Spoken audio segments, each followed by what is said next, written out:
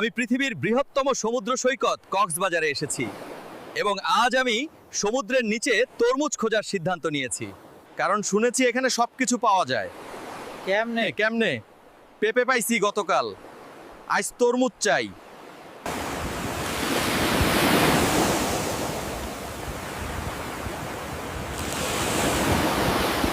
দেখতেছি একটা মাছ আমার পা কামড়াই দিছে। তরমুজ না ভাই, তেলাপিয়া পাইছি। শেষমেশ তরমুজ পাই নাই, কিন্তু ডাব ফ্রি পাইছি। এখানে সমুদ্রও দয়ালু, শুধু তরমুজ একটু লুকায়া থাকে দেয়।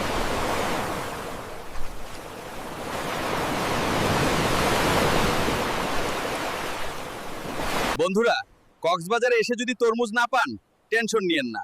সমুদ্র, সূর্যাস্ত আর হাসির যোগান এখানে ফ্রিতে পাওয়া যায়। লাইক দিন, শেয়ার দিন, আর সাবমারিন না না না সাবস্ক্রাইব দিন।